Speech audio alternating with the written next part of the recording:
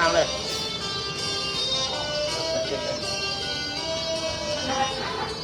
ใช่ใช่นั่งเลย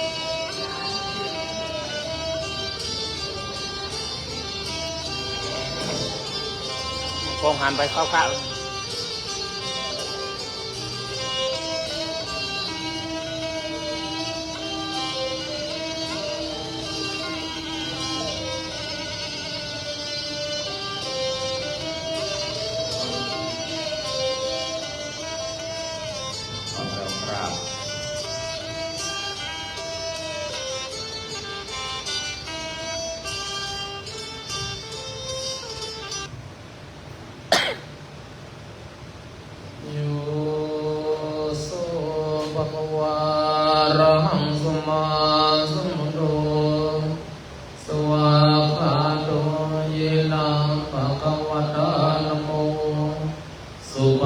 วันโน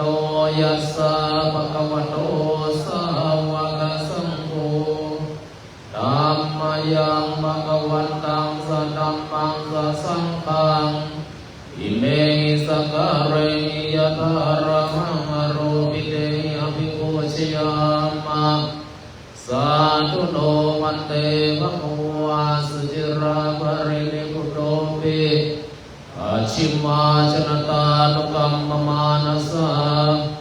อิเมสการเรตุกตาปนากรกุเรปฏิกันหาตุอัมหะกังทิขารตังหิตายาสุขายาอรหังสัมมาสัมพุทโธมะโควะอุดังมะวันตังอภิวาเทมิสวากขาโตภะคะวะตานะโมธัมมังนัมสสามิสุปฏิปันโนภะคะวะโตสาวกสังโฆสังฆังนะมามิอันตมยังมุตสะภะคะวะโตภะคะวะนะมะกรังเทวะพุทธานุสติยัญญะโรมาเสภะวะโตอะระหะโตสัมมาสัมพุทธัสสะนะโมตัสสะภะคะวะโตอะระหะโตตัสสะนะโมสัมพุทธัสสะภังโฆปานะภะคะวันตังเอวะยัตโตเกติสัตโตอะปุคคโตอิติปิโสภะคะวะอะระหังสัมมาสัมพุทโธวิชชาจารณะสัมปันโนโลกเวโทอนุตตโรปุริสธัมมาสารติสัทธาเทวมนุสานังพุทโธภะคะวันติอันนมยังพุทธาภิกิติงโรมะเสจุนาภิโยโตสุตาภิญาณกรุณาหิสัมมาคันตันโตโมเทสิโยกัมมาลังวาสุโรวันนามหังตัมมะสิรัสสะสิเลนดังพุทโธโยสัพพะปะนินังสารนังเขมะมุตตะมังมานุสติกานังวันตามิตังสิเรนังหังมัจจานังสัมมิตาสุวะพุทโธเมสะเมกิสาโรพุทโธทุกขัสสะกัตตาจาเมพุทธัสสะหังนิยาเทมิสัพพิรัชชิเสวาสุโภจิตังนัตติเมสะระนังอัญญังพุทโธเมสะระนังวารังเอตินังตยังสัตตุสัสสเนพุทธังเมวันทามะเนนะ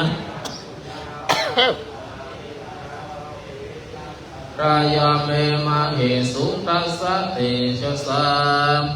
กายนาวาจายาวาเจตสาวาพุทเทกุกัมมังปะกันตังมัจยายัง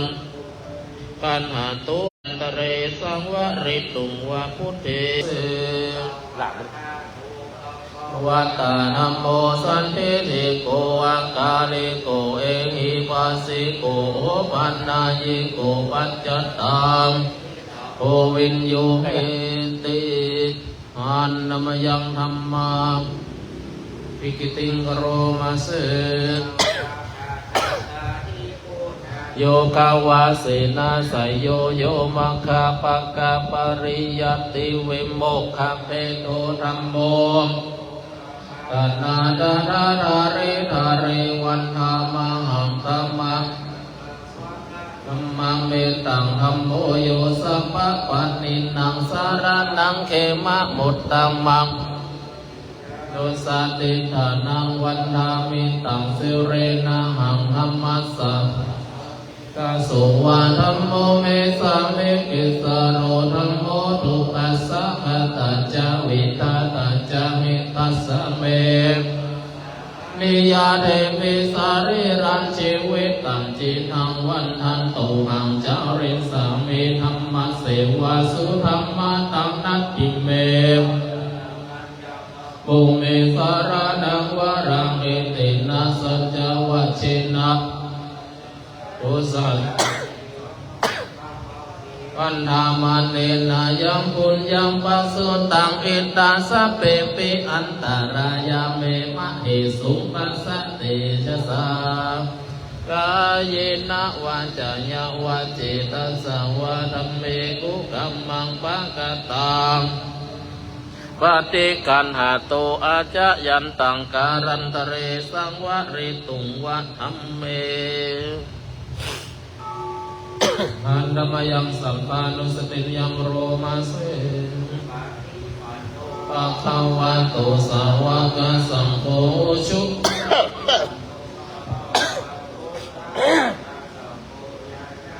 ติปันโนภะคะวะโตสาวกสังโฆจิปฏิปันโนภะคะวะโตสาวกสังโฆทิทังจัตตาริปุริสายุคานิอัตถปุริสภุคาราวัตโตสาวกสังโฆอาหุนโยปาหุนโยทักขินโยอัจฉริอนุตตรังปุญญกิตังโลกัสสังติหันนมยังสังฆาภิกิติงกโรมาเสปฏิกุณาติโยโตโยธาปิโตอริยปุคคารสังฆเสโตศีลาภิธรรมสยกัญญจิตโตธรรมหังธัมมะนังสุสุตังสังโฆโยสัพพะปานินังสารนังเขมะบุตตมังตุสัตติตานังวันธามิตังสิเรนะหังสังคัสสะหัสสะเมตตาโสวะสังโฆเมสังโฆทุกขัสสะขัตตาจะวิตาตาจะมิตัสสะเมสังคัสสะหัมมิยะเทมิสริรันจิวิตันจิภาริสามิสังคัสโสปฏิปันนาตังนัตติเมสารนังมัญญังสังโฆเมตินาสัจจวัชชินาวัตตยังสัตตุสัสสะยังปุญญังปัสสุตังอิตาสัพเพปิอันตรายาเมมะหิสุงกัสสติสกากายนะวาจายะวาจิตัสสะวะสังเคกุกัมมังปะกะตังปิกันหาตุอาจายันตังการันตเรสังวะริตุงวะสังเค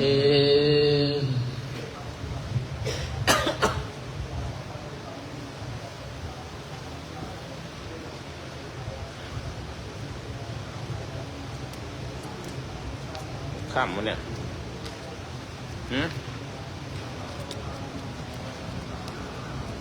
อันนี้กี่ข้าม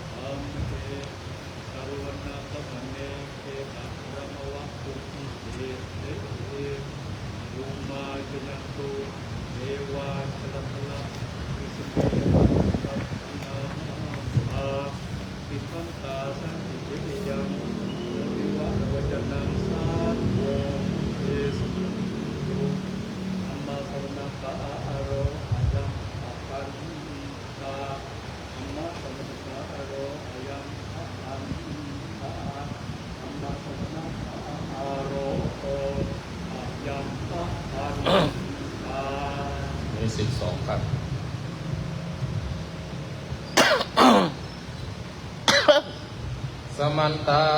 งจักวาเรสุอันตราคันจันตุเทวตาสัทธมังมุนิราชสาสุนันตุสกมุขทังนะโมตัสสะภะคะวะโตอะระหะโตสัมมาสัมพุทธัสสะนะโมตัสสะภะคะวะโตอะระหะโตสัมมาโมตัสสะภะคะวะโตอะระหะโตสัมมาสัมพุทธังสรณังกัจฉามิธัมมังสรณังกัจฉามิสังฆังตุติยัมปิพุทธังสรณังกัจฉามิตุติยัมปิธัมมังสรณังกัจฉามิตุติยัมปิสังฆังจามิตติยัมปิพุทธังสรณังกัจฉามิตติยัมปิธัมมังตติยัมปิสังฆังมิยัสสะดันเนนะสีเลนะนาคาเมนะจานิติสุนิโตโหติอิติยาปุริสัสสวาจิติยัมเมจาสังเทจะบุคเลอติติสุวามาตานิปิตานิวาปิอัตโธโสนิติสุนิหิตุอาชัยโยอนุกามิโยปะหายาคามณีเยสุเอตังอัตตายาปัจจตินามันเยสัมปัจจานะปุอาระโตนิติกยิรัตถิโนปุญญานิโยนิติอนุกามิโกเอสะเทวะมนุสานังกามาตโตนิติยังยังเทวะปิปัตติติสัพพะเมตินาลัมมันติสุวรรณตาสุสัตระตาสุสังขานังสุรูปตาติปัจจามสัพพะเมตินาลัมพันติพันเทสาราจังริยังจับกวัตติสุขังปิยังเทวะรัจจัมปิติเพสุลัมปันติมนุสิตาจะสัมปันติเทวะโลกิจะยารติยาจะนิพพานะสัมปันติสัพพะเมตินาลัมปันติมิตาสัมปันธมากัมมาปายุจจันโตเวจาเวโมติวะสีภาโวสัมภะเมเตนะลัมปันติสัมปิตาวิโมกขาจายาจะสาวกะปารมีตุลิเมตยาลัมปันติเอวังมหิติกาเอสายะทิทังปุญญสัมปทาตัสสมาธิราปสังสันติกัตตะปุญญาตันเตยัสสมิงปัตเทสิกัปเปติวาสัมปันติตะจติโยยติพรหมจาริโนยตัตตะเทวตาสัพติสิตาปูจิตาปูชยันติมานิตามะนะยันตินังตะตุนังอนุกัมปันติมาตาพุทธังวะโอระสังเทวตาโปโสสัทธาปัตตารานิปัสสติ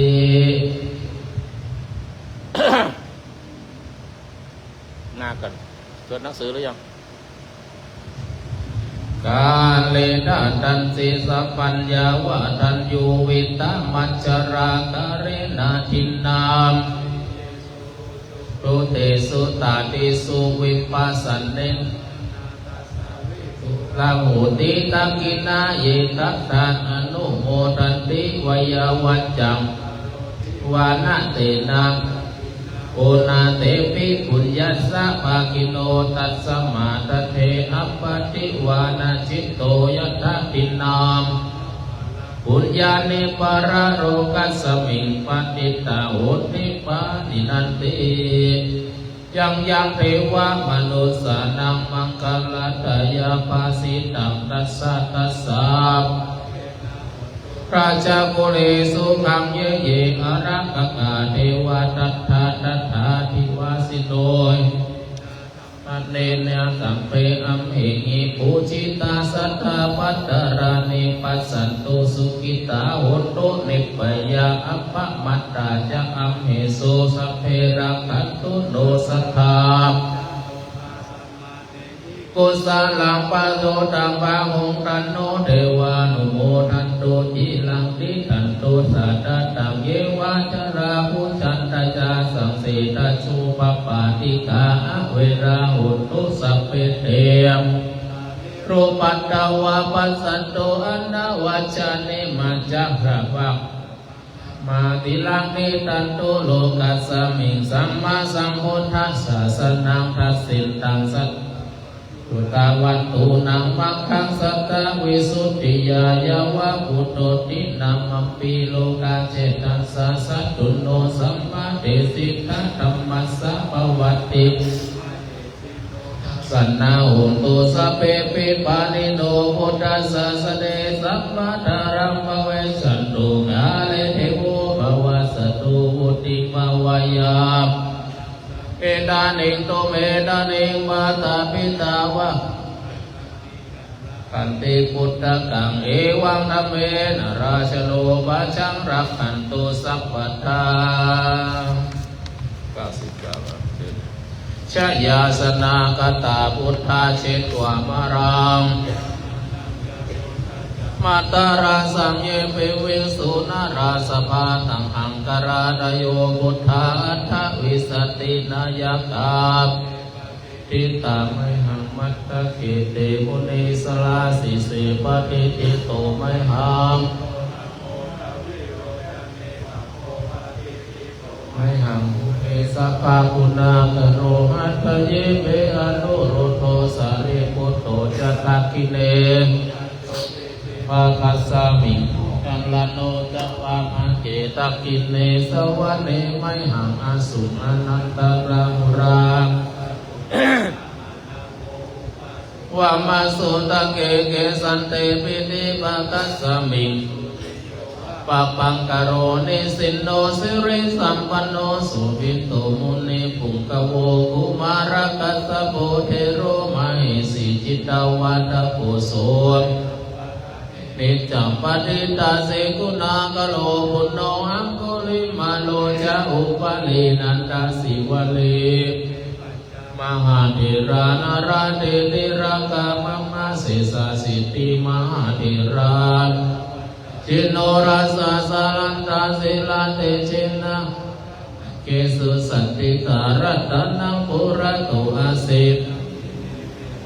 ตังกังคาจักขังวัจจโตอาสิวะเมอังคุลิมาระกังกันดาโคราปริตัญจอัตตนาติยสุตตะกังอากาเสสิสาปการะสันติตาชินานังวราสังยุตเตธัมมะปการะลังกเตจินาสัมมาสัมพุทธะปัจจเลวตาปิตานิจชัตตาวะเอราชตุปัตตวะอาศิสาวินายังยันตุอนันตคุณาติจสาวิหารันตามหิตเรสัทธาปะเรตุมังสะเปเตมหาปุริสสัพพะอิจิวะเมกะโตพุทธานุภาเวนะชิโตปันโนธัมมานุภาเวนะชิตาริสัมโพสัมภา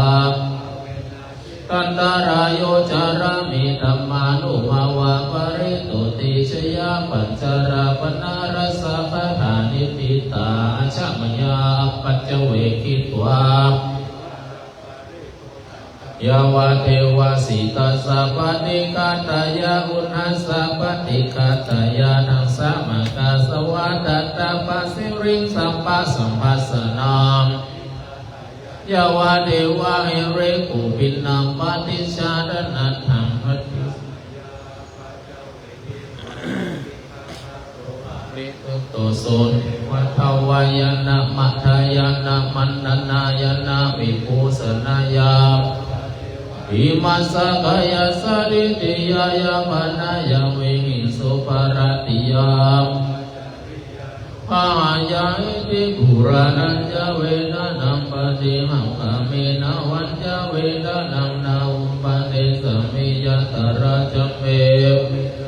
อนาวาชตาจภาสุวิหารโรจติชัมยาอัปปัจจเวกิตัวยังสีนาสนาเอ วสิตัสสะปะเดกาตายาอุณหัสสะปะเดกาตายาตัสสะมังกาสาวาตาตาปะเสริสัมปัสสัมปัสสานังปะเดกาตายาเอวะอุตตุปะริสยาเวโตทานังปะเตสัลลานะรามาทังชัพมยะปัจจเวกิตวะลานังปัจจยาเมสัจฉปริคารุปาริปุตโตโสอุปันนานังวยาปาดิกานังเวทนานังปยาปัจจปารมัตตายาติอุมานังเทวานังสัตตสุตวะจันโตมหาราชิกาเทวาสัตตมนุสาเวสุจันโตมหาราชิกานังเทวานังสัตตสุตวะทวติสาโนสาเวสุตวะติสานังเทวานังสัตตสุตวะยามะเทวาสัตตมนุสาเวสุยามานังเทวานังสิทธาเทวาสัตตมนุสาเวสุตุสิตานังเทวานังสัตตสุตวะนิมานารติเทวาปันเวสุนิมานารตินังเทวานังสัตตสุตวะปริกัปติเทวาสัตตมนุสาเวสุนิมิตาวาสวัตถินังเทวานังสัตตสุตวะพรหมกายกาเทวาสัตตมนุสาเวสุเมตัมภะคะวัตตะภาลานัสสิยามิกาดาเยอนุตตรังธัมมัญจักขังปวัตติตังอัปปติวัตติยังสัมมาเนนะวะเนนะวะเทเวนะวะมาเรนะวะพระมุนะวะเกนะจิวาโรกัสมิติอิติหะเตนะคะเนนะเตนะโมเตนะสัตโตอัมปุกัจจิอายัญจานาสัสสะหัสสิโลกาตาโตสังกัปเปสัมปะกัปเปสัมปะเวทียมโนจาโอลาโลภะโสโลเกภะโตระโหสิอาติกัมเมวะเทวานังเทวานุภะวังอัตตะโกภะคะวะอุทานาอุทาเนสิวัตตะโพโกตัญโยอัญญาสิวัตตะโพโกตัญโยติอิติหิตังอายัสสัมมาโตโกตัญญาสัญญาโกตัญโยตะเววะโอสิติธัมมจักกัปปวัตตนาสุตตังตังทุกขปัตตาจเนทุกขาพยาปัตตาจเนพยาสุขปัตตาเปปิปานิโนเอตาวาตาจาเมหิสัมปตาปุญญสัมปตาสัพเพเทวาสัมปติสิทธิยาทานันตาตันโตสัตตยาสีรังรักขันโตสัพพัทธาภาวนาภิรัตตาหุตุเทวตาคตาสัพเพพุทธารัปปัตตาปัจเจกานัญจยัมปะรังอรหันตานัญจเตชินา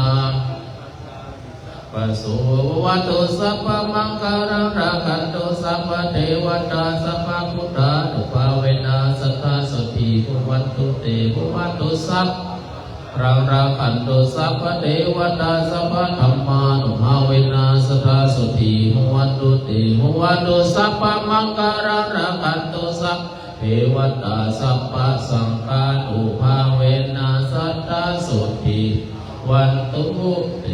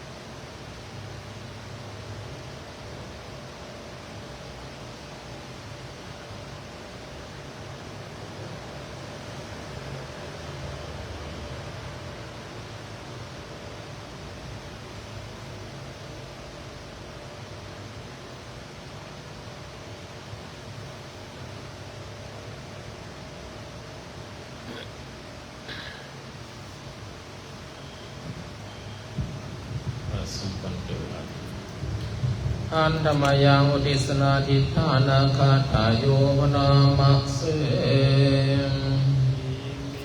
ปุญญากรรมเมนาอุปัชฌายาบุญโนตระอาจาริยุปการัญจามาตาปิตานิยันตังกังสุริโยชาบุญนาวันตานราปิจาพรหมมาราจาอินทาจารุกัมปะราจาเทวันตายโมสัจจมัจจตาเวริกาปิจาตุปุญญามิปักกัตตานิเมสุขังจติวิตังเทนตุขิปังปะเปตโมมัตถังอิมินาอุติสินาจักขิปะหังสุรเพเจวะตันหุปทานะเจตนาเยสันตเนวะธรรมสันตุสัพพทาเยวายัตถะจตุภเวมเวอุชุจิตังสติปัญญาสันเลโกหินามารานามันตุโลกัสสังตุนจาวิริเยสุเมพุทธานิปะวโรนาโถธัมโมนาโถปัจเจกะพุทโธจาสังโฆนาโถตะโรมะมังเตสุตมานุภาเวนะมาโรกัสสังอันตุมา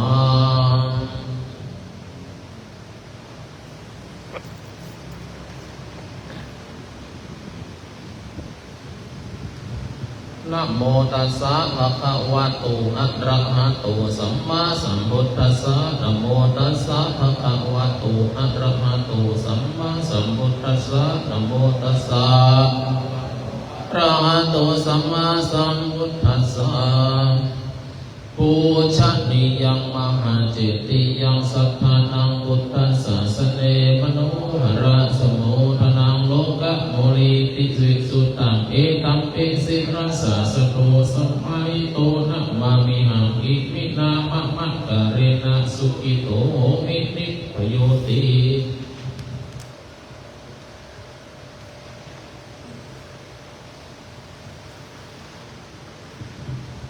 วันตา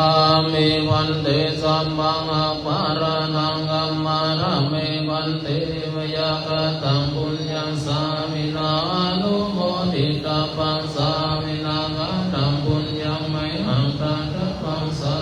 ธุปาตุอนุรามิวันตา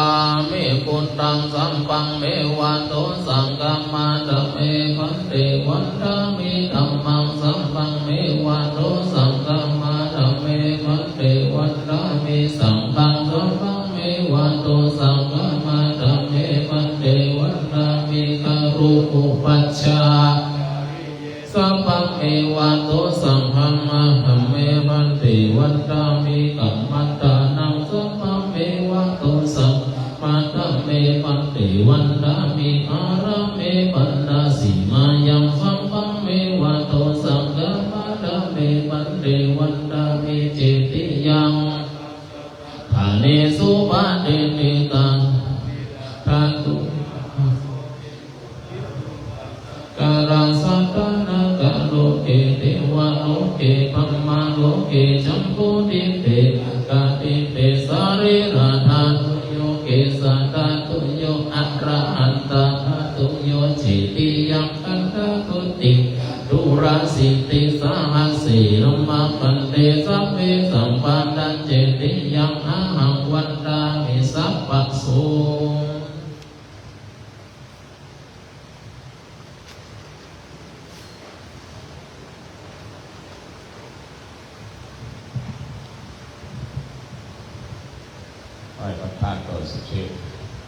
สุวรรณเจติยังเกสาวาลามัทธรุงคังวารัญญาธาตุง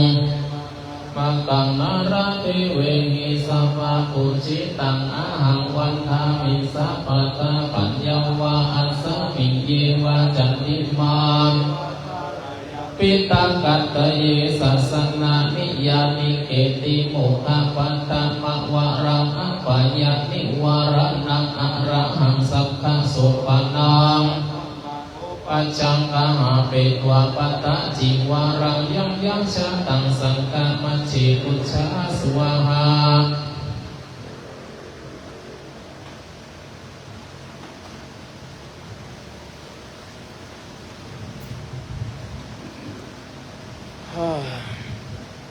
อให้มีความสุขความเจริญอยู่ร่มเย็นเป็นสุขเหมือนกันทุกท่านทุกตนทุกองค์ทุกคนทุกรูปด้วยเถิ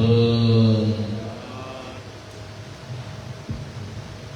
ทำวัดเสร็จเรียบร้อยแล้วตามสบายนะโยมนะขอบคุณสาธุที่ได้มาร่วมทำวัดสวดมนต์เย็นเราได้สวดมนต์12 ค่ำ2 ค่ำสักเทหลวงจบแล้วถ้าตามสบายเราโยมจะไปก็ได้นะไหว้พระเจดีย์ขอพรพระแม่เจริญประภาความรักกันในการงานเป็นรูปอารมณ์พยานหลวงพ่อเงินเปิดโลกแก้ปีชงในปฏิ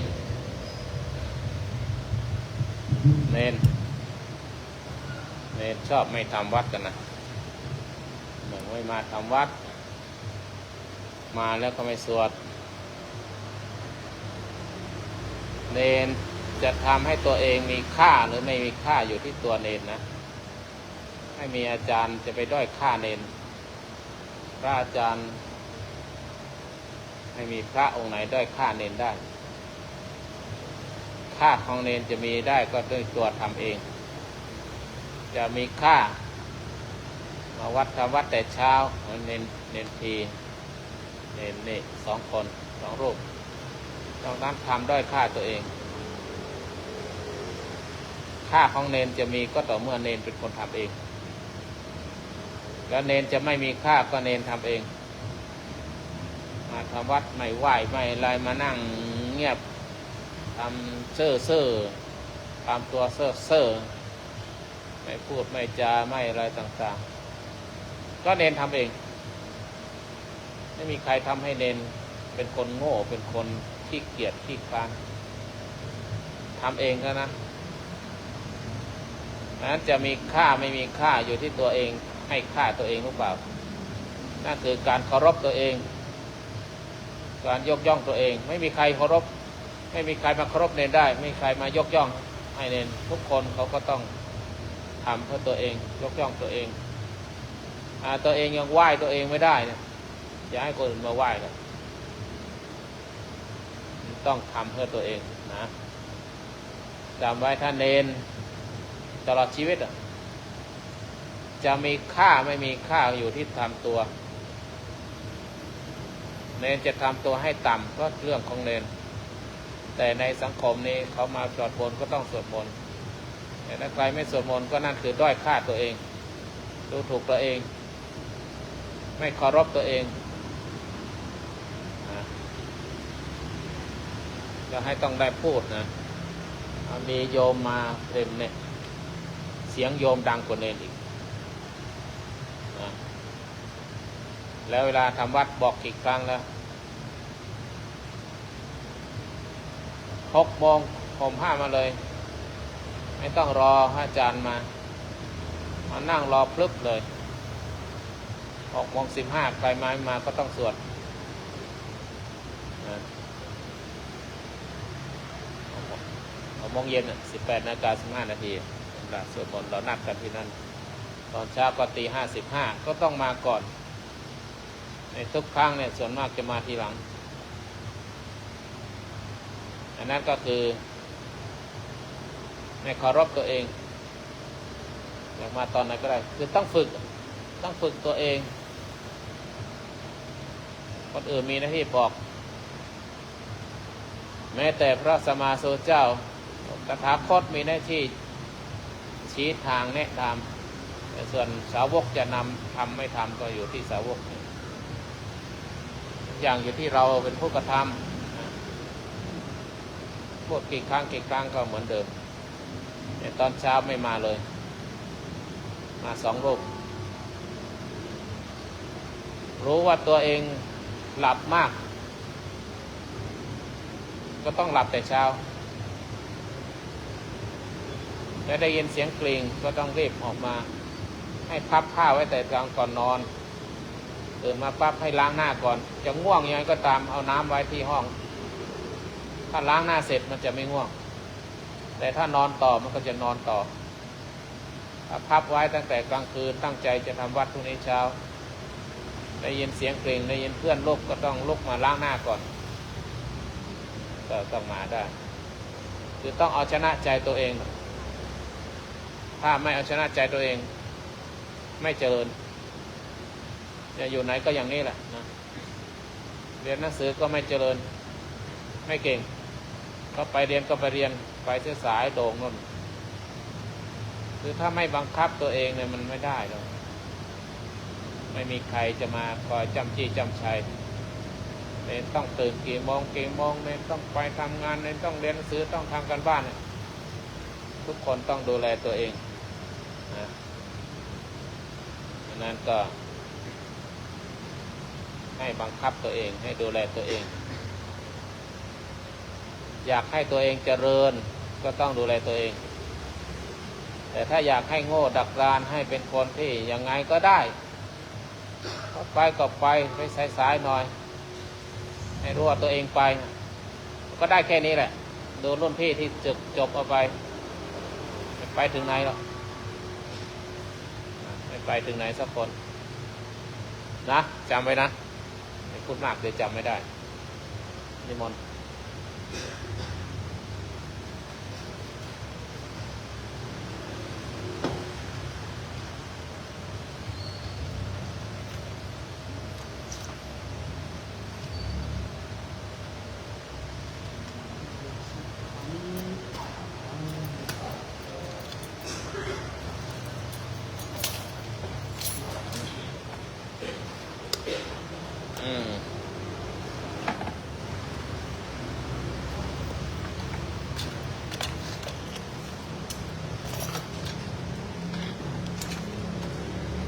ก็คุณไปไหน เห็นอยู่สำนักงาน นะมันอยู่กับ เห็นอยู่ติดมา ไอ้เครื่องนี่เขาก็มาติดสร้างซ่อมไปเถอะเอาไม้ออกก่อนเอ้ยไปกรวดน้ำลืมปิดไม้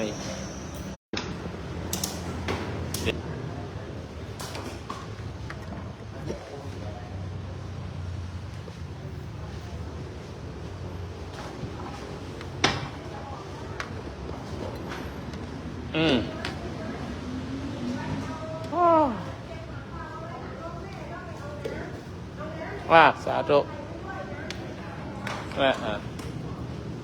อย่าเอาหนังสือมาวางไว้เถอะ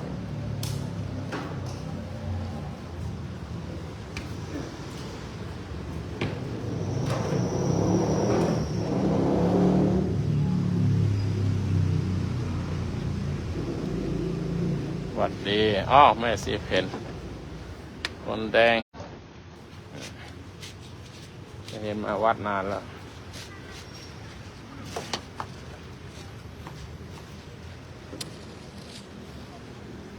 วัดโลกบรีตอนค่ำเดี๋ยวจะไปกรวดน้ำใครมีน้ำสะอาดเตรียมกรวดน้ำสักกัน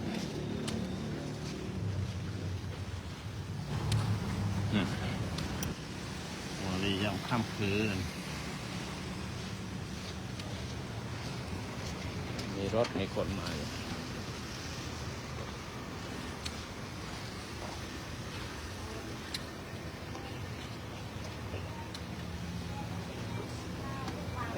ฝรั่งก็มาตอนเย็นเจ้า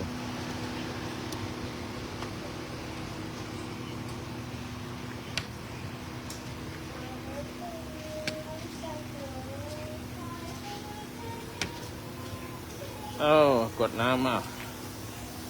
มีที่กดน้ำมากดน้ำมีเมฆมีหมอกอิมินาปุญญกรรมเมนะด้วยเดชเดชะบุญกุศลทั้งหลายบุญสัมมาปฏิปัติบุญมรรคมีองค์8บุญทานศีลภาวนาศีลสมาธิปัญญาบุญกิริยาทุ3บุญกิริยาทุ10บุญได้ขมะบารมีบุญบารมีทั้ง30ทัศบุญศีลทานภาวนาศีลทานกรรมฐาน โอนแห่งกุศลกรรมทั้งหลายคุณนำความดีทั้งหลายที่ข้าพเจ้าบำเพ็ญมาทุกภพทุกชาติบุญทั้งหลายทั้งปวงจนได้มาประมวลรวมกันเป็นตบะเป็นเดชะเป็นพระวะปัจจัยหนุนข้ามสู่ทางสงฆ์ให้ข้าพเจ้ามีดวงตาเห็นธรรมได้เข้าถึงธรรมสูงยิ่งขึ้นไปปราศจากอาสวะกิเลสทั้งหลายในเพื่อนๆทุกคนขอให้มีดวงตาเห็นธรรมของพระสัมมาสัมพุทธเจ้าหมดทุกในชาตินี้พระที่สมุนหายังผู้ที่ตรงมาเกิดคือเขาเกิดไม่เกิดท่านครูบาอาจารย์สอนรักสนผู้พักกาลีทั้งหลายชื่อเองนะญาติของใครที่ล่วงลับไปแล้วพ่อแม่ปู่ย่าตายายบรรพบุรุษทั้งหลายขอที่สมุนหาชื่อเองน้องชายจนจะต้องล่วงลับไปแล้วบิดามารดาพ่อแม่ขอไปสู่สวรรค์จากฟ้าได้เกิดญาติที่ยังมีชีวิตอยู่ชื่อเองขอให้มีความสุขความเจริญร่ำรวยโชคดีที่นายบุปผาเป็นยอดเป็นราเป็นยอดสุวรรณเป็นยอดอังกรเป็นยอดเป็นสีเป็นยอดที่ดันเป็นยอดและมีแต่ความสุขความเจริญในญาติทั้งหลายทางฝ่ายคุณพ่อคุณแม่จงมีแต่ความสุขความเจริญประเทศสมนทรงสอนไปถึงครูบาอาจารย์ผู้มีประการคุณทั้งหลายพระอุปชาครูมารธรรมประยุทธ์ครูวิรุณธรรมโกวิทตุลุงเจ้าสิ้นสีรถแม่สิแก้ยานาการในบุตรมังลีเราเลยที่เป็นความหมดแล้วก็จะมาจุดเดือดร้อนในที่ปัจจุบันในตัวนี้คือเดือดร้อนข้าบุญศรีบุญชูผู้ประการักคุณกับข้าวเจ้าทุกท่านทุกคนที่ได้เอ่ยนามรักส่งสอนอาจารย์มุดวงบุญยรสอาจารย์พระวรอาจารย์ครูบาอาจารย์ศรีวิทย์พรอาจารย์หมอจรเชียงใหม่ครูบาอาจารย์ที่ดินเดียที่เรียนหนังสือครูทั้งหลายทั้งปวงครูพักรักจำขอมีแต่ความสุขความเจริญลงรับไปแล้วขอสู่สวงสวรรค์สัพพะมีชีวิตอยู่ก็มีความสุขความเจริญประเทศหาดีเจ้าวาดพระสุทรงสมเด็จพระสังฆราชโลกโมลีผู้เจ้าพระเนตรโลกโมลีพระนครสุโสนประเทศหาเทวดาบนโลกนี้ข้าปู่ขาวพญานาคราชยาเจ้าสีพญานาคราชยักษ์สียักษ์กายยักษ์คุมพันธ์พระเวสสุวรรณปู่ฤาษีทรงนันทนาคราชพระทรงสอนกุมารไก่หลวงปู่ทองหลวงปู่ดูหลวงปู่ทองหลวงปู่บุญหลวงปู่เทียนเป็นหลวงปู่มาสู่สวรรค์แต่คือคำว่าลูกขเทวดาอากาศเทวดาปปัตตาเทวดาตวัติภูมิเทวดาจตุมหาราชิกาเทวดาตวัติงสาเทวดายามาเทวดาตุจิตาเทวดานิมานารตีเทวดาปรานิมิตวสวัสดีเทวดาถ้าผมทุกชั้นอารมณ์ผมทุกชั้นขอให้ได้รับอานิสงส์ผลบุญมีส่วนในบุญของข้าพเจ้าด้วยเถิดเทวดารักษาท่านทั้งหลายจงได้รับส่วนสุขสนที่อยู่ที่อาศัย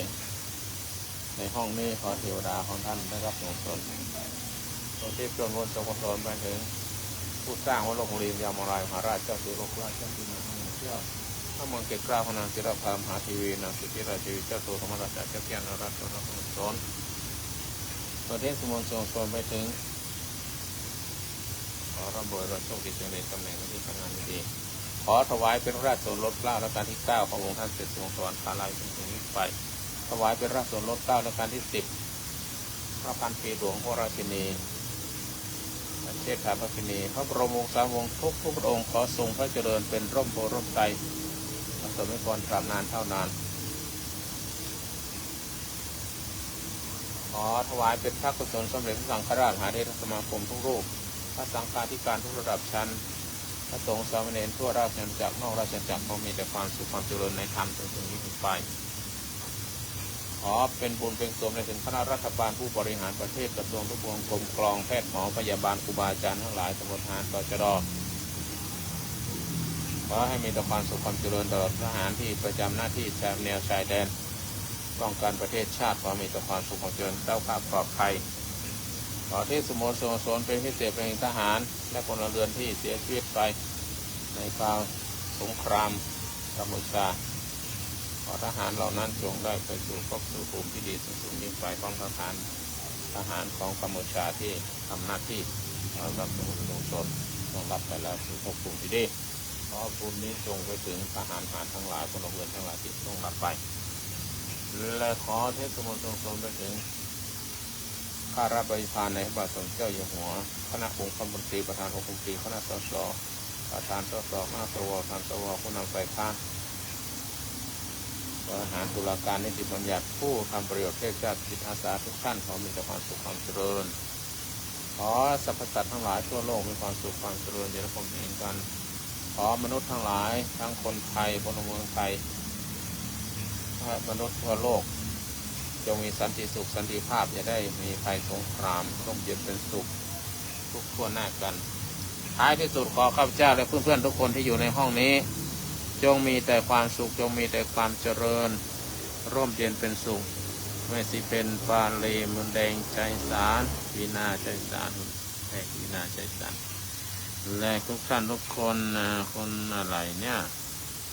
จำไม่ได้คุณคล้องคุณคล้องคุณ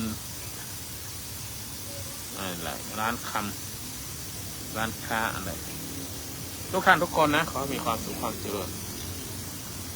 ร่มเย็นเป็นสุขอายุวันโนสุขังพลังวันโนสุขังพลังละโอ้เดี๋ยววันโลกไม่พอก่อนตะกร้าไม่ไหนไม่รู้อ๋อเนี่ย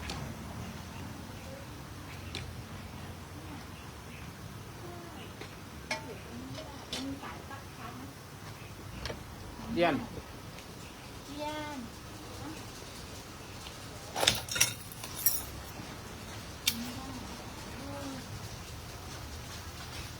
ตะกร้าไปจุด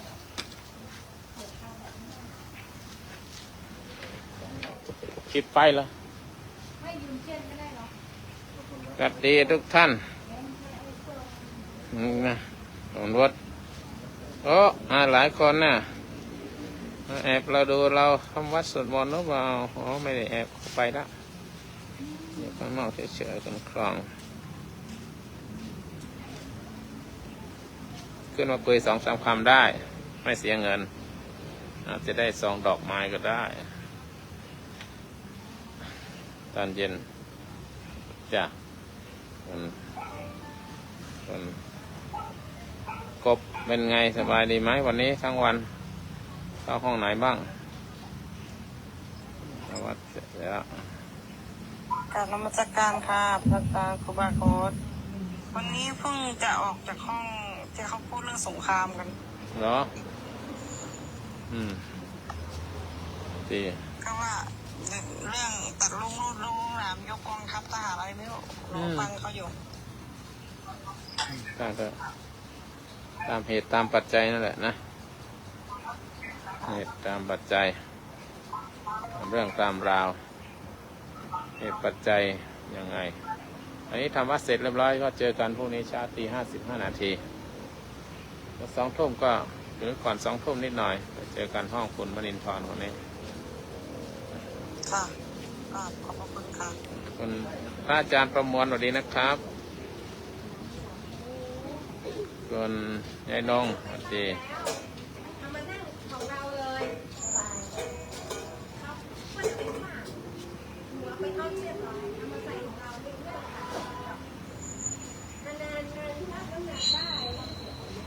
จ้ะ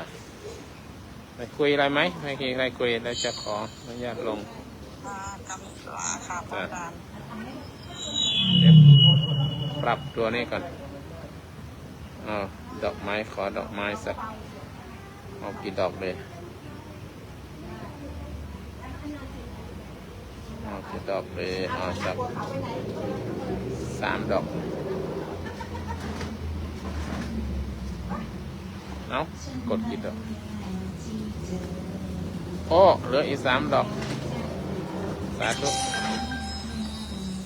เพราะหวานลงเท้าปวดตามปลายเท้าจากสาธุวันนี้อบรมเนนมันไม่ค่อยสวดมนต์มีที่สวดก็มีที่ไม่สวดก็มีไปนั่งหลับก็มีบอลที่ไหนก็คันเหมือนกันแหละเด็กที่ไหนก็เหมือนกันหมดนี่ยังดีนะบางวัดก็ยังไม่ทำวัดก็ทำบ้างทีก็มีบางวัดก็ทำวัดเช้าวัดเย็น